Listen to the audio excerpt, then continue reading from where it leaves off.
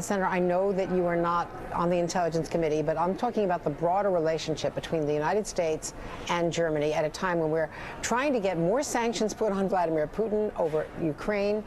Germany is the key to all of that. Merkel talked to the president last Thursday, just a week ago, didn't mention this, trying to be diplomatic about it. She was very upset about it, we're told. And then another spy was found, and now today, the expulsion of our station chief from Germany. This is a very big deal in the power play between two countries, and two countries that are supposed to be close allies. Well, this is a huge irritant in our relationship. As a matter of fact, Andrea, yesterday members of the German Bundestag, which is in essence their Congress, met with me, including the chairman of their Senate Foreign Relations Committee. And while we agreed that we have an incredibly important relationship and there are strong ties and values that we share, and concerns like what's happening in the Ukraine and Russia's upending the international order, there were about 6 or 7 of them, overwhelmingly took their time to focus on this singular issue as something that they say average Germans are so upset about, because they look at America as an ally, as friends, and they don't understand why amongst friends there has to be spying. And so they say everything that they do is pretty much an open, maybe even more open than we do, and so they don't understand the spying. So while I don't know the specifics of this, I certainly am concerned about the overarching cloud this is putting in our relationship at a time in which we need German leadership in Europe, particularly as it relates to sanctions on Russia to stop their aggression. Now, there was a report in the New York Times yesterday that the president was blindsided by the first German spy, that he had not been briefed. And now there was a question as to how high up in the chain of command at the agency this went. Is it possible that the CIA director, John Brennan, did not know, and he's so close to the president? How could the White House not have been informed? Well, if the White House didn't know, and I guess it is possible, then certainly, something needs to be done so that the President of the United States has a full briefing about what is happening as it relates to, any type of spying inside a major ally, Germany in this case, but others, so that he can make an assessment as to whether that is worthy of pursuing in terms of national interest and security of the United States versus the damage that can be caused without relationships that are critical. And so the president needs to know this so that he can make his own judgment and decision. And if he doesn't know, then this is problematic, because I can tell you that these German parliamentarians were so, viscerally and emotionally moved by these issues that they took all of their time with myself and the ranking member, Senator Corker, to focus on this and said, this is a challenge to our relationship. In Germany, this is the singular question that Germans are asking. Why do the Americans spy on us when we are allies? And we need to find a way to fix this. I asked them what could be done if this is true, because I don't know it to be true, but if this is true, what could be done? And they basically said, look, to make an acknowledgement that this may have been the policy of a different era, but that needs to end now, because we are allies and we do want to share confidences and intelligence in both our mutual interests and security. It's the equivalent, we should point out to our viewers, this would be the equivalent of the congressional leaders going to Berlin and saying, stop spying on us. I mean, this was a very big deal, your meeting yesterday. I want to ask you about Israel and how sustainable is Israel's policy. They say it's self-defense.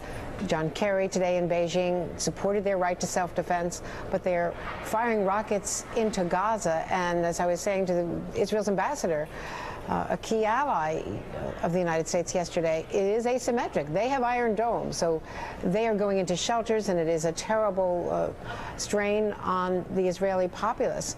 But the people in Gaza are getting hit because Hamas is reportedly hiding weapons manufacture in dense civilian areas, and they are taking terrible casualties. Well, look, the loss of civilian lives on either side is a horrible reality.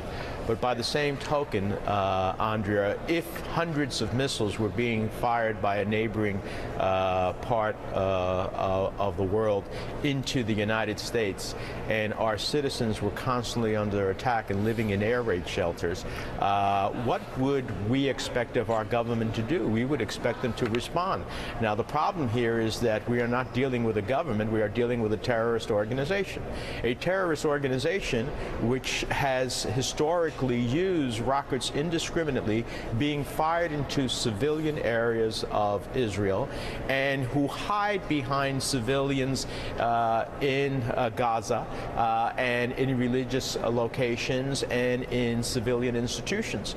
And so we have to recognize that what we're dealing with is a terrorist organization, which is why it's so concerning to me that there is this unity government effort between Fatah and Hamas in the Palestinian Authority. We have said all along, and now the Hamas is once again proving themselves to be the type of terrorist organization in which you cannot deal with.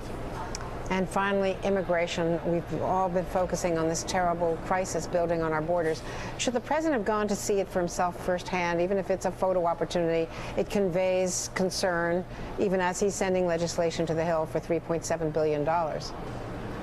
Well, I'll tell you, if $3.7 billion, which I listened to your previous guest, I have to tell you, I've read that proposal. It's overwhelmingly for border enforcement, border patrol, custom inspections, more drones, more detention facilities, more judges, more prosecutors. It's overwhelmingly for border enforcement. By the way, we are enforcing the border because the reason we know of the refugee crisis that we're facing is because we are catching these people, detaining them, and bringing them through the process. The real challenge here, and I'll support the president, generally speaking, on the resources to deal with the immediate challenge, but there's two things that I believe we need to do. Number one, I've been to Central America. Honduras is the per capita, the murder capital of the world. The other two neighboring countries are the fifth largest in terms of murders in their country in the world. We need to be dealing with citizen security. We're going to spend nearly $4 billion to deal with the consequences, but we are only going to spend $110 million in 5 countries to deal with the reasons, the root causes. That just doesn't make sense, because those root causes, unless they change, where a parent looks at a child and says, you know, it's either flee or die. And even though you may die along the route, you're certainly going to die if you stay here. That's the reality that we're facing. The second point is I will not support legislation that rolls back a proposal that was passed in the Congress in a bipartisan effort signed by a Republican president to take children who have a legitimate risk and could make their case for refugee status or asylum status because of their fear of dying in their country. They need their day in court. Many of them may not succeed in their day in court, and they will be deported, but to eviscerate that fundamental due process privilege would send a message throughout the world that what we require of other countries, we are not going to abide ourselves. So have you told the White House, Senator, that you're not going to support changing or rolling back that 2008 law?